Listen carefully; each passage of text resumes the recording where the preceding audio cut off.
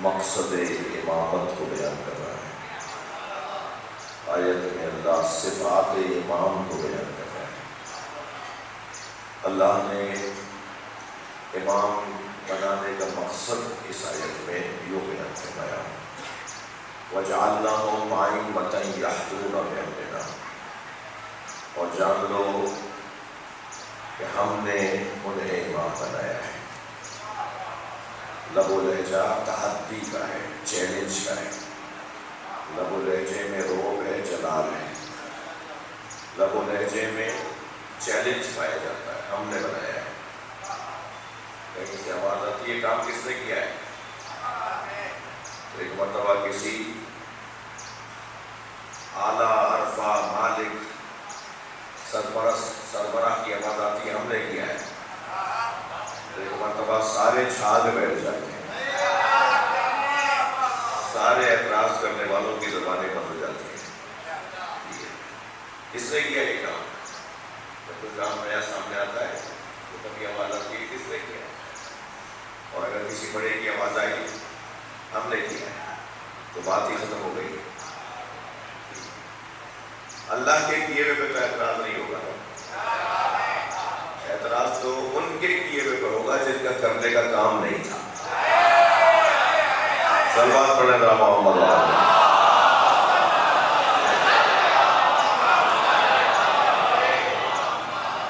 وَجَعَلْنَاهُمْ أَئِمَّةً يَهْدُونَ بِأَمْرِنَا، اور ہم نے ان میں سے انہیں امام بنایا ہے۔ تو پہلے تو یہ طے ہو گیا کہ امام رہنما بنانا اللہ کا کام ہے۔ پھر اس کا کام کیا ہے؟ امام بنانا، نبی بنانا، رسول بنانا اللہ کا کام ہے، مگر خود نبی کا، رسول کا، امام کا کام کیا ہے؟ تو اعلان ہوا یحدون بامرنا، ہم تمہیں واضح کر دیتے ہیں امام کا کام ہے ہمارے امر کی ہدایت۔ اب اللہ کا امر کیا ہے؟ اللہ کا امر ہے عبدیت، عبودیت، بندگی۔ وہ توحید ذات سے توحید صفات، توحید صفات سے توحید افعال، اور توحید افعال سے توحید عبادت کا سفر کروانا چاہتا ہے۔ جسے ذاتاً وحدہ لا شریک مانتے ہو، اس کی صفات کو اس کی ذات مانتے ہو، اس کے افعال کو اس کی ذات مانتے ہو، تو پھر سجدہ کسی اور کا کیوں کرتے ہو؟ صلوات پڑھیں محمد وآلہ۔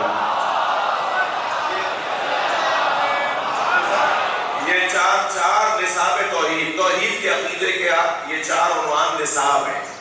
یعنی اگر مجھے اور آپ کو توحید کے بارے میں کوئی کورس مکمل کرنا ہے، کوئی تعلیم مکمل کرنی ہے، سمجھنا ہے اللہ کی وحدانیت اور اللہ کے بارے میں کچھ سمجھنا ہے، تو ہمیں توحید ذات سے بات شروع کرنی ہوگی، پھر توحید صفات تک بات جائے گی، پھر توحید افعال کی گفتگو آئے گی، اور پھر جس کی ذات وحدہ لا شریک، جس کی صفات اس کی ذات، جس کے افعال اس کے اپنے ہیں۔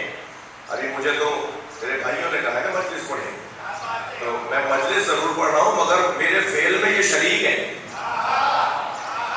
مجلس میں ضرور پڑھ رہا ہوں، ابھی موسیٰ قاسم صاحب نے بھی کلام پڑھا ہے، کلام ان کا فعل ہے، مگر یہ فعل ذاتی ان کا نہیں ہے، اکیلا ان کا نہیں ہے، انہیں کسی نے پڑھوایا ہے۔ اور پڑھوانے میں صرف یہ میزبان یا بانی یا جو ہے وہ جو محتمم ہے وہی نہیں ہے، یہ مائک والا بھی شریک ہے۔ یہ مائک نہیں لگائے تو ہم تو شاید وہاں تک جہاں تک یہ بات نہ جا پائے۔ تو ہمارے تو فعل میں کتنے لوگ شریک ہیں؟ ہمارا فعل ذاتی کہاں ہے؟ ہمارا اکیلے کا کہاں ہے؟ ہمارا جو بھی فعل ہے وہ ہمارے بہت سارے معاونوں کے ملنے کے بعد مکمل ہوتا ہے، مگر اللہ کا فعل کسی معاون کا محتاج نہیں ہے۔ اللہ کا فعل اس کا فعل ہے۔ تو یہ بحث آئے گی عقیدہ توحید میں، توحید ذات کے بعد توحید صفات۔ توحید صفات کا کیا مطلب ہے؟ اب بات آئی ہے تو آپ کی توجہ بھی اور آپ کی سنجیدگی بھی مجھے آمادہ کر رہی ہے کہ میں یہ جملہ کہہ دوں۔ توحید صفات سے کیا مطلب ہے؟ توحید صفات کا مطلب یہ ہے کہ جو حی ہے وہی قادر ہے، جو قادر ہے وہی عالم ہے۔ ایسا نہیں ہے کہ قادر کوئی اور ہے، حی کوئی اور ہے، عالم کوئی اور ہے، خالق کوئی اور ہے، قہار کوئی اور ہے، جبار کوئی اور ہے۔ وہ جتنی بھی صفات ہیں وہ ایک ہی ذات کی ہیں۔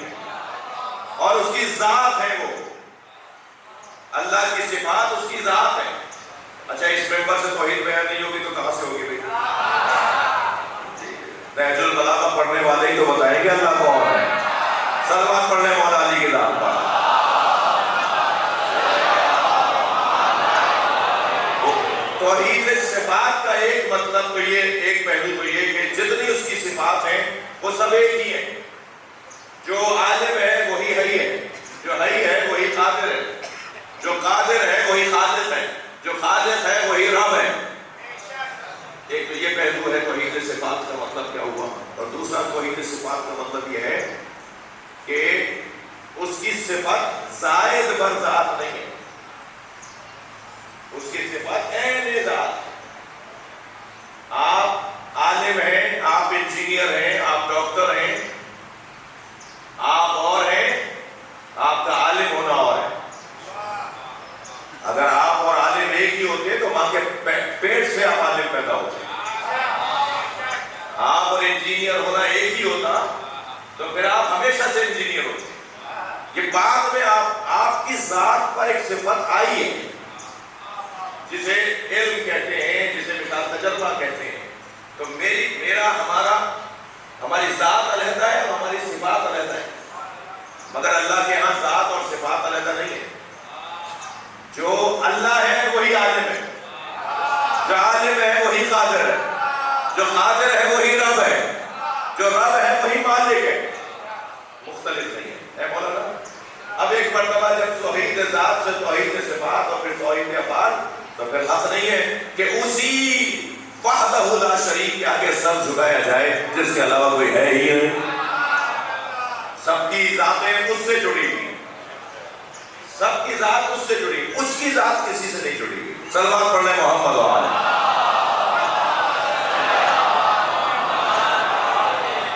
تو یہاں یہ جو وہ خالق جس کا کام کیا ہے، جس کا کام یہ کہ وہ امام، نبی، رسول اور امام اور ہادی کو بناتا ہے.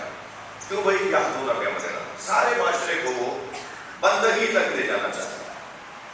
کوئی دنیا میں نہ ملے جو مشرک ہو، سب موحد ہو جائیں. تو بس اگر یہی میں کہہ دوں کہ اگر یہدون بامرنا، ہمارے امر کی ہدایت کرنے کے لیے ہم نے امام بنائے، مجھ اللہ کے امر کی ہدایت کے لیے میں نے امام بنائے، تو اگر جب تک دنیا میں ایک بھی مشرک نظر آئے گا، جان لیجئے امام کی ضرورت باقی ہے. صلوات پڑھ لیں محمد و آلہ. امام کی ضرورت اس دن تک باقی ہے جس دن تک کوئی ایک مشرک بھی نظر آ رہا ہے. اور جتنی جلدی مشرکوں کو موحدوں میں آپ تبدیل کریں گے، میں ہرگز یہ نہیں کہہ رہا کہ مشرکوں کو ختم نہیں کر دیں گے، مشرکوں کو ختم نہیں کرنا ہے، شرک کو ختم کرنا ہے. تھوڑا گردن ہلا دو، بات جاری ہے. بیمار سے نفرت نہیں کی جاتی، بیماری سے نفرت کی جاتی ہے. بیمار سے کیا نفرت؟ اس سے تو ترحم کیا جاتا ہے، اس سے تو محبت کی جاتی ہے، اس سے تو پیار کیا جاتا ہے جو بیمار ہوتا ہے. بیماری سے نفرت ہونی چاہیے. اب ہمارے ہاں یہ جو تعصب کی بنیاد پر مذہبی مسلکی تعصب میں ایک دوسرے سے نفرتوں کا ماحول ہے، میں انہیں ایک جملہ کہہ رہا ہوں، صلوات پڑھیں ذرا محمد و آلہ.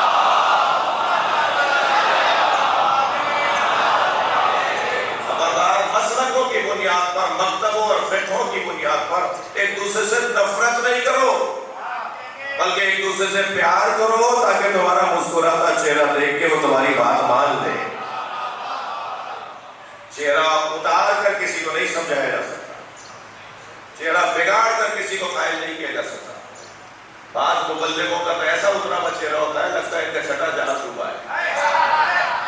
ارے بھائی سلام کر لو، آگے بڑھ کر بات کر لو، اخلاق سے بات کر دو. نفرت کس سے ہونی ہے؟ شرک سے ہونی ہے، مشرک سے نہیں ہوتی.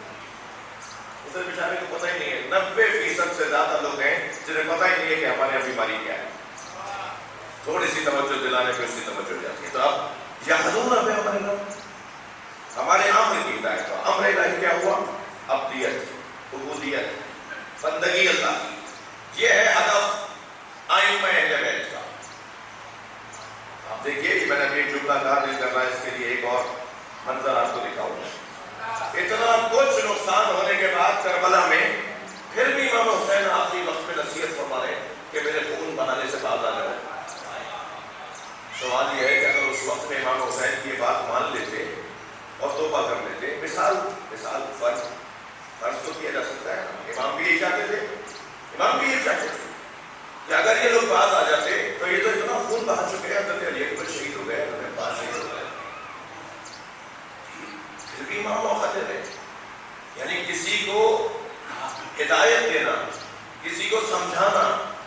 کو بہتر بنانا، کسی کی اصلاح کرنا کتنی اہمیت کا حامل ہے۔ اگر میں اپنی اس کتاب کو آپ اس بیٹھنے اور سننے کو قربت اللہ ہم کر لیں تو الحمدللہ صحیح ہے۔ اگر ہم قربت اللہ کی بنیاد پر یہ بول رہے ہوں، نہ کسی لالچ میں نہ کسی مطلب میں، صرف اور صرف یہ کہ اللہ راضی ہو جائے، تو پھر حدیث مبارکہ میں ہے کہ ایک جملہ ہدایت کا، ایک جملہ توجہ ہے، ہدایت کا ایک جملہ، کسی کی ہدایت کا ایک جملہ زمین پر سورج کی روشنی جس ذرے پر پہنچتی ہے اس سے زیادہ ثواب رکھتا ہے۔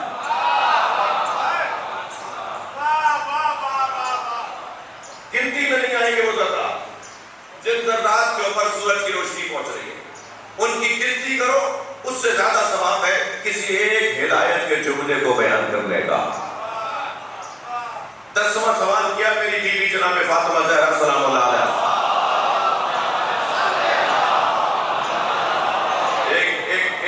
بیوی کی چاہنے والی خاتون نے 10واں سوال کیا، اور ہر سوال پہ جناب سیدہ کا کہ بشاشت بڑھ رہی تھی، جی آپ کا شوق بڑھ رہا تھا جواب دے رہے۔ ہمارے یہاں تو 30 سوال کے بعد میں نہیں چوکوں گا تو میرے ساتھ کھڑے پہ کوئی دوست کہتے ہیں کہ مولانا کو تنگ کیوں کر رہے ہو؟ ہم سے اگر کوئی دوسرا تیسرا سوال کر لے مجمع میں یا کہیں بھی، میں چاہوں گی کہ جواب دوں تو کوئی میرا دوست ٹوٹ دے گا مولانا کو تنگ کیوں کر رہے ہو، میں جانا ہے نہیں۔ اور جناب زہرا کیا فرما رہی ہے، ذرا صلوات پڑھیں۔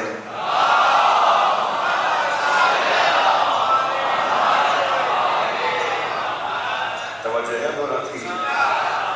بی بی سے 10واں سوال کیا تو کہنے لگی بی بی میں آپ کو تھکا رہی ہوں، میں آپ سے بار بار سوال کر رہی ہوں، ایک اور سوال کر لوں؟ حضرت نے فرمایا تو قیامت تک پوچھتی رہے، میں ہر جواب اسی جواب کی طرح دوں گی جیسا پہلا جواب ہے۔ اس لیے کہ اگر کسی مزدور کو، جناب زہرا کی تشبیہ ہے، صلوات پڑھیں سیدہ کی طرح،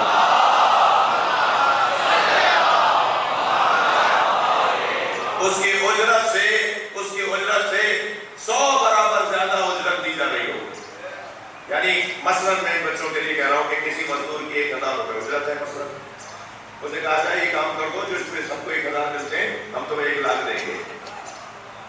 تو بی بی نے یہ مثال دی، بی نے فرمایا کہ جس کسی کی اجرت سے 100 برابر زیادہ اسے اجرت دی جا رہی ہو تو بتاؤ وہ کام میں کتنا شوقین ہوگا۔ شرعی مسئلہ بتانے میں ایسے ہی شوقین رہنا چاہیے، اس لیے کہ 100 برابر اجرت ملتی ہے۔ صلوات پڑھیں محمد وآل۔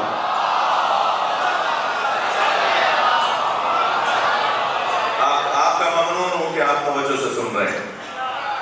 یہ ہدایت دینا کتنا بڑا کام ہے اور کتنا سستا سودا ہے کہ میں بھائی مرحوم منصرف رضوی صاحب کے دہلی صاحب کے بچوں سے کہوں کہ میں تو اس مجلس کے اتنے پیسے دوں گا، یہ دیں، بانیان دیتے ہیں، ہم لیتے ہیں، مگر میں اگر اپنی اجرت طے کر دوں تو کتنا خسارہ ہے میرا۔ ان کے دل میں بھی میری برائی آ جائے گی اور سیدہ بھی ناراض ہو جائے گی، اور اللہ کی طرف سے بھی کچھ ملنے والا نہیں ہے، لے کے تو آ گئے۔ اللہ پڑھ رہا محمد والے۔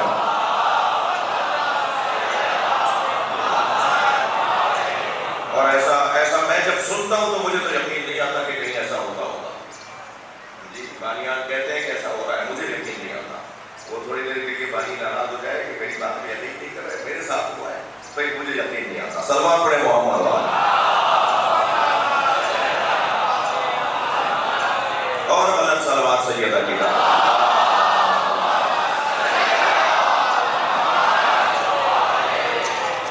ہدایت دینا عزیزان گرامی، کوئی نیکی کی بات بتانا، کوئی رہنمائی کرنا۔ رستے میں اینٹ پتھر پڑا دیکھا، سائیکلیں موٹر سائیکلیں گاڑیاں اس سے لگتی تھی، لوگ گرتے ہوئے، لوگ تکلیف اٹھاتے ہوئے گزر رہے ہیں۔ اگر ہم اپنی گاڑی کو سائڈ میں لگا کر اس پتھر کو اٹھا کر کہیں ایسی جگہ پھینک دیں کہ جہاں اس کے وہ رستے سے ہٹ جائے تو ایک نہر کھدوانے کے برابر ثواب ہے۔ کتنا ٹائم لگا، سستے میں نہر کھد گئی۔ اگر ہم ایسا کر لیں کہ ہم رستے کے، اب میں بات دیکھ رہا ہوں بہت زیادہ رفیق باتیں بھی مجھے نہیں کر رہی، اور ظاہر بہت زیادہ نیچے آ کے بھی ایک معیار ہونا ہے ملک کا جو حال ہے، روڈ ٹوٹے ہوئے ہیں، راستے خراب ہیں. کچھ حیدرآباد، کراچی سے تو حیدرآباد بہتر ہے، کراچی سے حیدرآباد بہتر ہے، آپ کو سن کے خوشی ہوگی. لیکن آپ اکثر ہم دیکھ رہے ہوتے ہیں کہ روڈ ٹوٹے ہوئے ہیں، راستے خراب ہیں. اب اس روڈ کے اوپر جہاں مسلسل گاڑیاں رک کر جھٹکے کھا رہی ہیں لوگ تکلیف میں، اس کے سامنے سے 10 دکانیں، کیا یہ کچھ پیسے جمع کر کے اس کو فل نہیں کروا سکتے؟ یہ 10 دکانوں والے کچھ ملا کر اسے فل کروا دیں، اس جگہ کو جو گڑا بنا ہوا. تو یہ مت سوچیں کہ یہ تو کام ان کا ہے، یہ تمہارا بھی کام ہے، یہ تمہارا بھی کام ہے.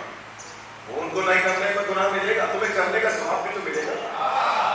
سلوات پڑھیں ذرا محمد وعلی. بہت عجیب سے حالات ہوئے ہیں مملکت کے. اللہ ہمارے ملک کے معاملات کو بہتری عطا فرمائے اور امور میں آسانی عطا فرمائے. شہریوں کو انسانی حقوق عطا فرمائے، شہریوں کو جانداروں کے حقوق عطا فرمائے. یہ بھی نہیں مل پا رہے، جانداروں کے حقوق ہی مل جائے کم سے کم. یہدون تک تو نہیں رہے. یہدون بامرنا، ائمہ کا کام ہے لوگوں کو اللہ کے امر سے آگاہ کریں. اب یہ جو ہو گیا ہدف امام، کیونکہ کل امام کی شہادت کی تاریخ گزری ہے، تو میرا دل کہہ رہا تھا کہ میں حضرت کی خدمت میں رہوں. یہ تو ہو گیا ہدف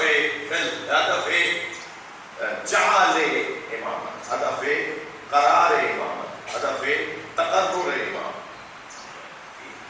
امام کی صفات کیا ہے؟ اللہ نے قرآن مجید میں اماموں کے بحیثیت امام نام نازل نہیں کیے. اللہ نے امام کی صفات کو بیان کیا، اور صفات کا بیان کرنا اتنا حسین فارمولہ ہے کہ کیوں اس میں الجھ رہے ہو کہ وہ تمہارا امام ہے، وہ تمہارا خلیفہ ہے. ان صفات پر جو پورا اتر رہے ہیں وہی تمہارا امام ہے. کیوں آپس میں مسلمان الجھ رہے ہیں کہ اسے نہیں مانتا، میں اسے نہیں مانتا؟ قرآن کو تو مانتے ہو. قرآن میں دیکھ لو کہ امام کی صفات کیا ہے. تو اللہ نے قرآن مجید میں جو امام کے صفات بیان کی، سب سے پہلی صفت یہ ہے وَأَوْحَيْنَا إِلَيْهِمْ فِعْلَ الْخَيْرَاتِ، ہم نے انہیں نیک کام، خیر کے کاموں کی وحی کی ہے. ان کا کوئی ایک کام دکھاؤ کہ جس کام میں تم یہ کہو کہ یہ کام ایسے نہیں، ایسا ہونا چاہیے. ان کے کاموں کی مضبوطی بتاتی ہے کہ اللہ نے انہیں وحی نازل کی ہے. ان کے چہرے کا اطمینان بتاتا ہے کہ ان کے پیچھے کوئی طاقت ہے.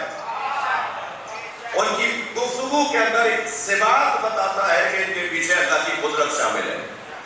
یہ بچہ کہتا ہے نا ایسے کیوں نہیں ہوا، ویسے کیوں نہیں ہوا، اچھا ایسا نہیں ہوتا پھر کیا ہوتا، کیسے ہوتا؟ اللہ نے یہ آنکھیں یہاں کیوں رکھی ہیں؟ اچھا بیٹا یہاں نہیں ہوتی، کہاں ہوتی؟ تم یہاں سے آنکھیں تو ہٹانا چاہتے ہو، کہاں لگانا چاہتے ہو، یہ بھی تو بتاؤ. فلاں نبی فلاں امام کے زمانے میں ایسا کیوں ہوا؟ اچھا یہ نہیں ہوا، نہیں ہونا چاہیے تھا، تو بتاؤ کیا ہوتا؟ جیسے ہی پلٹائیں گے نا سوال کو، فوراً یہی بچہ کہے گا اس سے اچھا نہیں ہو سکتا تھا.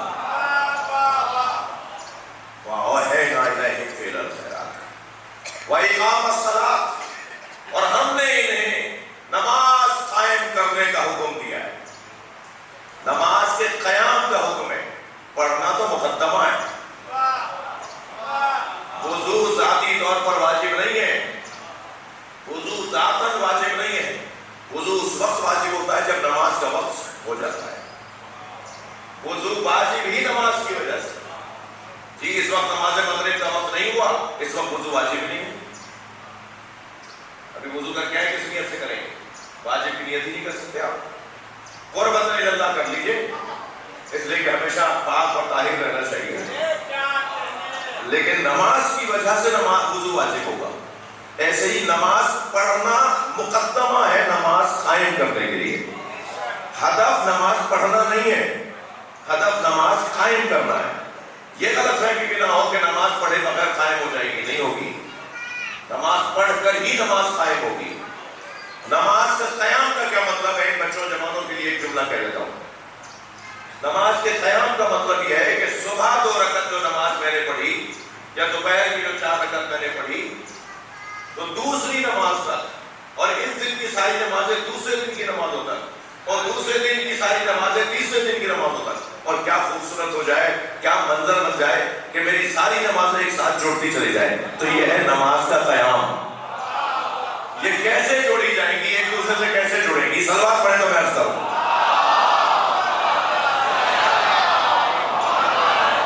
بڑی عنایت آپ کی توجہات کا ممنون ہو۔ یہ نماز کا قیام کیسے ہے؟ ایک نماز دوسری نماز کے ساتھ جڑ جائے۔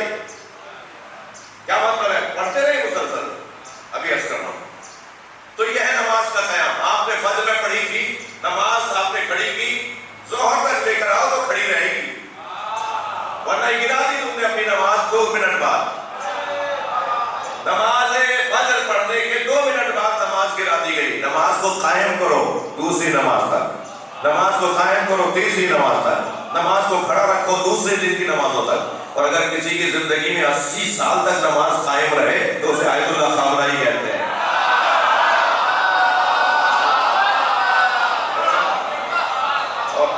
یہ نماز کا قیام کا مطلب کیا ہے؟ ایک نماز دوسری نماز کے ساتھ جڑ جائے، قائم رہے۔ کیسے؟ کیا کیا، کیا کریں؟ جب فجر کی 2 رکعت نماز ہم نے پڑھی تو ہم نے 5 باتوں کا خیال کیا۔ تھکے تو نہیں ہیں؟ نمازیوں سے بات ہو رہی ہے، مجھے حدیث سے کوئی غرض نہیں ہے کہ کون تھوڑی سی آواز مجھے اس میں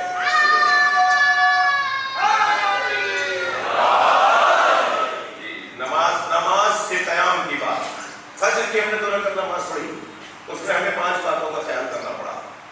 مقدمات نماز، نماز شروع کرنے سے پہلے 5 باتوں کا خیال بتا دوں؟ تھوڑا سا خفا بیٹھے ہیں آپ، کیا ایک بلند صلوات پڑھیں۔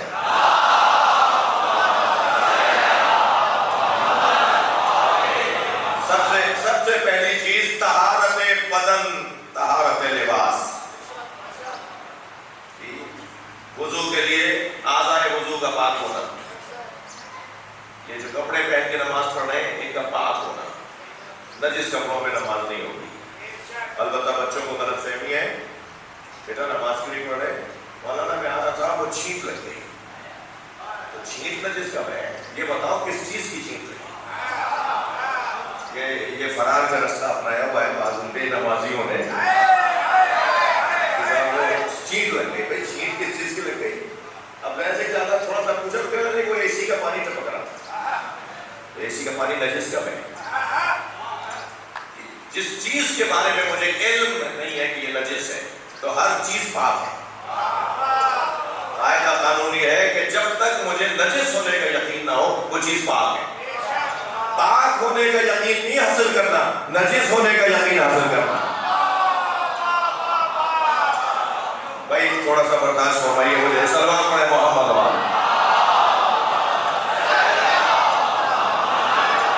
کل شیء طاہر، قاعدہ دے رہا ہوں، اصول فقہ کا قاعدہ، ہر شے طاہر حتی یعلم انہ قذر، مگر معلوم ہو جائے کہ یہ نجس۔ اور مجھے اللہ نے کوتوال نہیں بنایا جو میں ہر جگہ معلوم کرتا پھروں۔ کسی کے گھر میں گیا نماز پڑھنے کے لیے، گیا ہوا تھا، نماز کا وقت ہو گیا، ہم نے کہا جی مصلی دے دیجیے، تو انہوں نے کہا جی مصلی پیشاب کیا، اور کہا یہ جگہ پاک ہے، تو میں کس نے اجازت دی کہ ان سے پوچھ رہے ہو پاک ہے؟ مجھے یہ بھی شرعاً اجازت نہیں ہے کہ میں کسی کے گھر میں یہ پتہ کروں کہ جگہ پاک ہے یا نہیں۔ ہر جگہ پاک ہے تو پتہ کیوں کر رہے ہو کہ نجس ہے؟ مگر یہ میں نے اپنی آنکھوں سے دیکھا، نجاست کا مجھے یقین ہو گیا، نجاست کا مجھے علم ہو گیا، تو بس وہ جگہ چھوڑ دیتی ہے، وہ کپڑے تبدیل کرتے ہیں۔ سب سے پہلی چیز طہارت، بڑی عنایت، بہت شکریہ۔ سب سے پہلی چیز بدن کی طہارت، کپڑوں کی طہارت۔ دوسری چیز وقت کا حلول، حلول وقت صلاۃ۔ 1 منٹ پہلے بھی پڑھ لی نا تو واپس ہو جائے گی۔ مولانا مولویوں کی بنائی ہوئی باتیں، میں نے 5 منٹ پہلے پڑھی، 5 منٹ بعد ہی تو اذان ہوئی ہے، تو مولویوں کی بنائی ہوئی نہیں ہے، مولا کی بتائی ہوئی بات ہے۔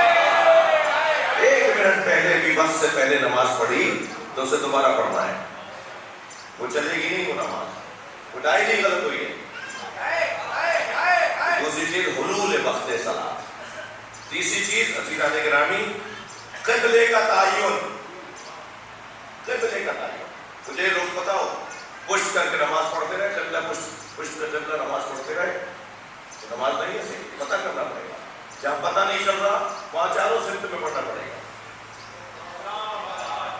ایسے ہی نہیں ہے یہ صراط معراج المومن. معراج المومن ہے تو پھر یہاں پر زحمت تو اٹھانا پڑے گی نا، تو چاروں طرف نماز پڑھنا پڑے گی. تو یہ ہو گیا چوتھی چیز. اور پانچویں چیز بتا دوں، جگہ کا مباح ہونا. کہاں پڑھ رہے ہو نماز؟ جس جگہ میں نماز پڑھ رہا ہوں وہ جگہ مباح ہونا چاہیے. یہاں سارا مسئلہ بتانے سے پہلے ایک شبہ دور کر دوں. جو ہم عاشور کے دن، چہلم کے دن، 9 محرم کے جلوس میں، اربعین کے اور ربیع الاول کے 8 ربیع الاول کے جلوس میں جب ہم روڈ پہ نماز پڑھتے ہیں تو وہ کیوں جائز ہے، کیسے جائز ہے؟ اس لیے کہ وہ جگہ جہاں اس کی ہے وہاں میری بھی ہے. روڈ پہ نماز ہم اس لیے پڑھتے ہیں کہ یہ جو عمومی جگہیں ہیں نا وہاں نماز پڑھنا جائز ہے. جو سب کی جگہ ہے وہ میری بھی تو ہے، اس لیے جب سب کی ہے اور میری بھی ہے تو پھر میں وہاں نماز پڑھوں گا. ہاں اگر میں رستہ روک رہا ہوں تو پہلے ہی ہمارے لیے تو رستے روک دیے جاتے ہیں. اس وقت اس روڈ پہ نماز پڑھنا جائز نہیں ہوگا.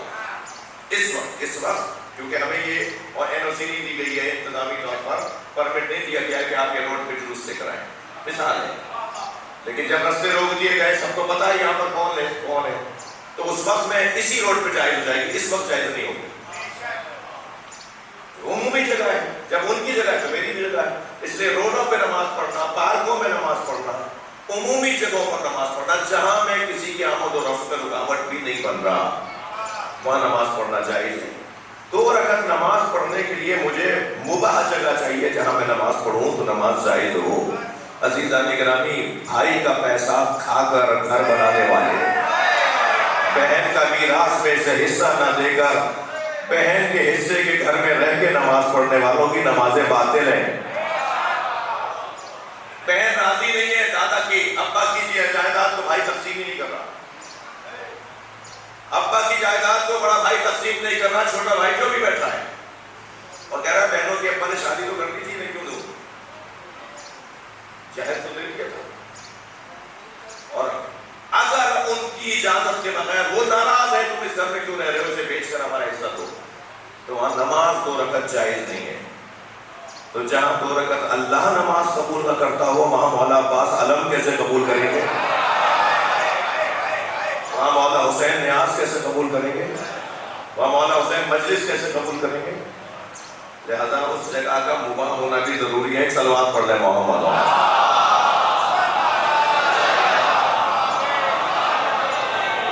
بھائی میں نے بڑا لمبا مقدمہ بنا لیا قیام نماز کے حوالے سے. یہ 5 چیزیں فجر سے لے کے ظہر تک اگر میں نے محفوظ کر لی تو میری نماز قائم ہے. میں نجس نہیں رہا، مجھے مرکز قبلہ یاد رہا، مجھے حلال جگہ یاد رہی. یہ ساری چیزیں اگر میں نے دوسری نماز تک قائم رکھ لی تو میری فجر کی نماز سے ظہر کی نماز تک نماز قائم ہو گئی. اور کسی کی تو ساری زندگی نماز قائم رہتی ہے، اور جنہیں اللہ نے نماز قائم کرنے کے لیے بھیجا ہے اسے حسین ابن علی ہے. صلوات پڑھیں محمد و آلہ.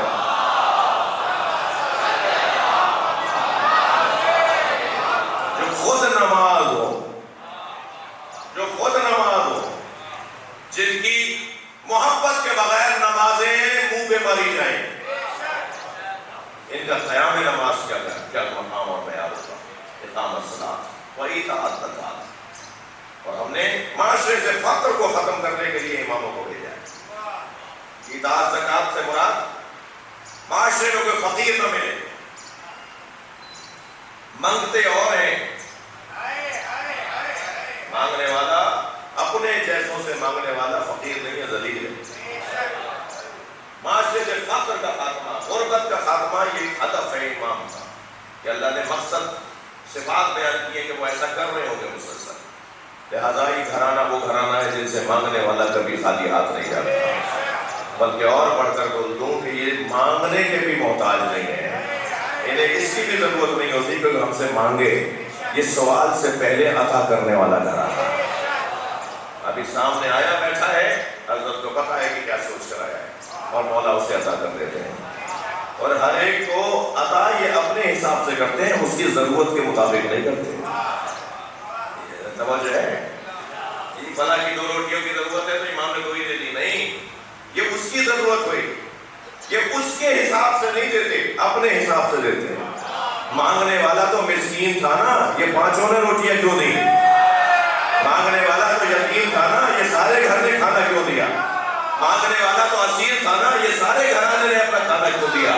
عجب نہیں جواب آئے، مانگنے والے نے کب کہا تھا مجھے بطول کی روٹی چاہیے، مجھے علی کا کھانا چاہیے؟ دروازے پر مانگ رہے تھے، جتنے رہتے ہیں سب عطا کریں گے، ایسا دیتے ہیں لوگ۔ اور اگر ان کے دینے پر گفتگو آئے تو حسین باب ہے عظمت اہل بیت کا۔ جی والذین ينفقون فی السراء والضراء، یہ گھرانہ وہ گھرانہ ہے جو دارائی میں بھی عطا کرتا ہے اور ناداری میں بھی۔ ان کے پاس ہوتا ہے تب بھی دیتے ہیں، نہیں ہوتا تب بھی دیتے ہیں۔ ارے نہیں ہوتا تو کیسے دیتے ہیں؟ یہ ارادہ کرتے ہیں اور اللہ انہیں واسطہ فیض بنا دیتا ہے۔ بڑا مشہور واقعہ ہے میرے مولا امام محمد باقر علیہ السلام کا،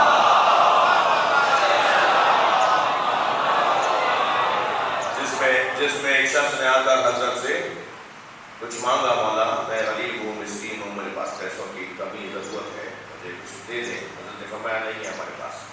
پوری بات سننا بھائی کے لیے نہیں بتائیں، تو مولانا کہہ رہے کہ میں نے منع کر دیا، بات پوری ہوگی، حکمت ہوتی ہے اس میں، کوئی اس طرح کا جو منظر بنتا ہے۔ وہ اٹھ کے جانے لگا، حضرت نے فرمایا جاؤ نہیں بیٹھو، اب بٹھائے اس لیے کہ کچھ اور دکھانا چاہتا ہے۔ بھائی وہ مانگنے آیا تھا، آپ نے کہا ہمارے پاس نہیں ہے، وہ جا رہا ہے جانے دیں، مگر حضرت نے نہیں کہا، فرمایا بیٹھو۔ تھوڑی ہی دیر کے بعد ظاہراً فرزدق آئے، شاعر اہل بیت، شاعر اہل بیت میں بہت کم تھے، مگر شاعر کیونکہ ضمیر کا ترجمان ہوتا ہے تو یہ روزانہ بھائی یہ روزانہ ان سے توقع رکھنی چاہیے کہ یہ اب ان کا ضمیر بیدار ہو جائے گا، ورنہ فرزدق تو دربار کے شاعر تھے، شام کے ساتھ چل کے آئے تھے نا، آئی بادشاہ کے ساتھ چل کے تھے، وہ تو جب بادشاہ نے بدتمیزی کی، بے ادبی کی امام سجاد کی، تو ان کا ضمیر بیدار ہو گیا، کیونکہ شاعر ضمیر کا ترجمان ہوتا ہے نا۔ وہ کہنے لگا میں نہیں جانتا کون ہے، گورنر کو تو رستہ مل نہیں رہا تھا خانہ کعبہ کا طواف کرنے کے لیے، گورنر کو دھکے لگ رہے تھے، اور اچانک ایک سادے سے کپڑوں میں ایک نورانی شخصیت یعنی امام زین العابدین علیہ السلام وہ مطاف میں داخل ہوئے تو لوگوں نے ایسے رستہ دینا شروع کیا جیسے حضرت موسیٰ نے دریائے نیل میں عصا مار دیا، سب نے رستہ دینا شروع کیا، سب جھک کے ادب کر رہے تھے۔ حضرت مطاف میں آ گئے، طواف کی جگہ آ گئے، طواف کرنے لگے۔ اب یہ منظر وہ مہمان آئے ہوئے تھے گورنر کے ساتھ، لے کے گئے ہوئے تھے یہ عمرہ کروانے کے لیے، سمجھ گئے؟ تو سب نے کہا بھائی یہ تمہیں تو کوئی دھکا لگ گیا، تمہیں تو کوئی جگہ نہیں دے رہا گورنر ہوتے ہوئے، اور یہ کون ہے سادہ سا ایک اکیلا آدمی آیا اور اس نے اس کو سب نے احترام کیا، تو یہ تو جانتا تھا کون ہے، اس سے زیادہ کون جانتا تھا، مگر تجاہل عارفانہ سے کام لیتے ہوئے اس نے کہا میں نہیں جانتا کون ہے، یہ پھر سے ہی ختم کر دیا یہ کہہ کے میں نہیں جانتا۔ تو فرزدق تو ان کے دربار کا شاعر تھا، ساتھ ہی تو کھڑا تھا، اس نے کہا تم نہیں جانتے مگر اسے کعبہ جانتا ہے، تم نہیں جانتے مگر اسے ہل و حرم جانتا ہے، تم نہیں جانتے مگر اسے حجر اسود جانتا ہے، تم نہیں جانتے مگر اسے زمزم جانتا ہے، تم نہیں جانتے مگر اسے اللہ جانتا ہے کہ میرا خاص ولی ہے۔ یہ اور پھر وہ آئے ان کے ساتھ تھے مگر گرفتار کر لیا گیا، زندان میں بھیج دیا گیا۔ تو بادشاہ کے سامنے اس طرح کی بات کریں گے تو یہ تو ہوگا، اور پھر جب زندان میں بھیج دیا تو امام نے انہیں سکوں کی تھیلی بھیجی اور ایک خط بھیجا اور فرمایا کہ ہمیں پتہ ہے تم نے حق اور سچ کی بات کی ہے، اور حق اور سچ بولنے والے کو پریشانیوں کا سامنا ہوتا ہے، یہ ہماری طرف سے ہدیہ قبول کر لو۔ تو اس نے وہ سکوں کی تھیلی کہا مولانا میں نے اللہ کے لیے کیا تھا، میں نے حق اور سچ کے لیے کیا تھا، مجھے پیسوں کی ضرورت نہیں ہے۔ امام نے فرمایا جب ہم دے دیتے ہیں تو واپس نہیں دیتے۔ تو امام نے اس سے کہا کہ بیٹھے رہو، ایسے ہی فرزدق آ گئے اور آگے کہا کہ میں آپ کے جد حسین کا مرثیہ کہہ کے لایا ہوں، امام محمد باقر سے۔ امام نے فرمایا سناؤ، جب انہوں نے مرثیہ سنایا حضرت روئے گریا کی حضرت نے، پھر اپنے غلام کو آواز دے کے کہا کہ فلاں جگہ جاؤ، ایک سکوں کی تھیلی رکھی اٹھا کے لاؤ۔ اسے دے دی، بلایا امام نے، کہنا مولا ایک اور بھی کلام ہے، حضرت نے میں سناؤ۔ اب مجھے یقین نہیں ہے، ظاہراً فرق ہے مگر شاعر ہے یہ طے۔ دوسرا کلام سنایا، امام نے اسی غلام سے کہا جاؤ وہاں سے ایک اور تھیلی اٹھا کے لاؤ۔ پھر دے دی، 7 کلام سناتا رہا، اس کے پاس کلام ختم ہو گئے، امام کے پاس تھیلیاں ختم نہیں ہوئی۔ ہر کلام پر امام اسے سکوں کی تھیلیاں دیتے رہے۔ پھر امام نے اس شخص کی طرف دیکھا کہ جس نے پہلے امام سے مانگا تھا اور امام نے اسے منع کر دیا تھا۔ اس نے کہا مولا ادھر تو آپ دے چلے جا رہے ہیں اور مجھے آپ نے روک دیا تھا، فرمایا جا کے دیکھو اگر کوئی تھیلی ملے تو تمہاری ہے۔ ہم ارادہ کر رہے تھے، اللہ دے رہا تھا۔ صلوات پڑھیں محمد وآلہ۔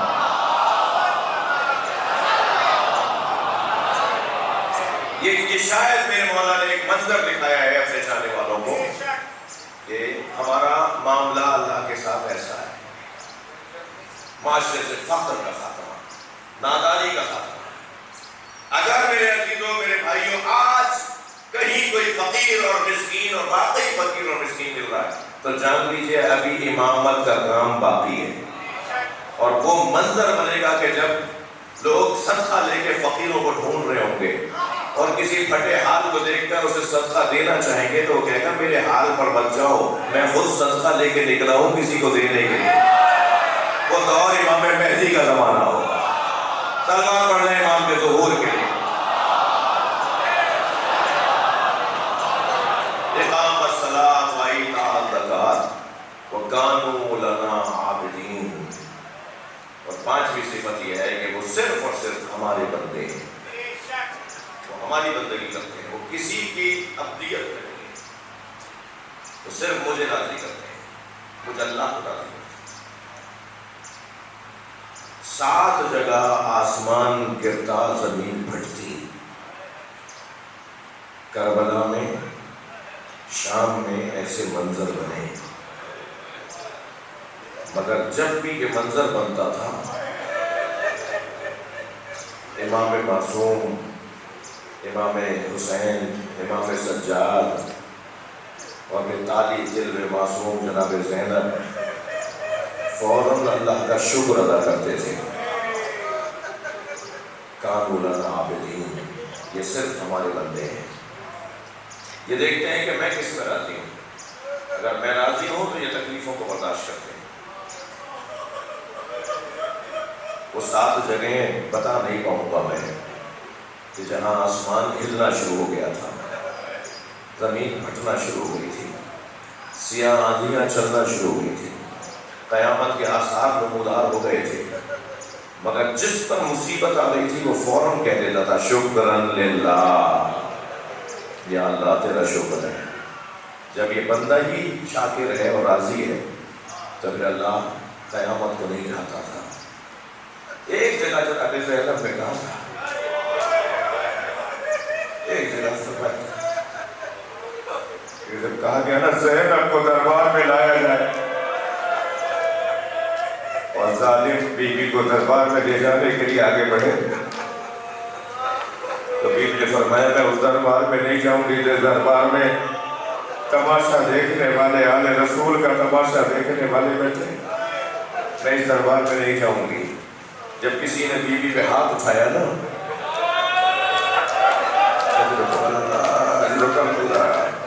اس سے زیادہ اشارہ کیا ہوگا؟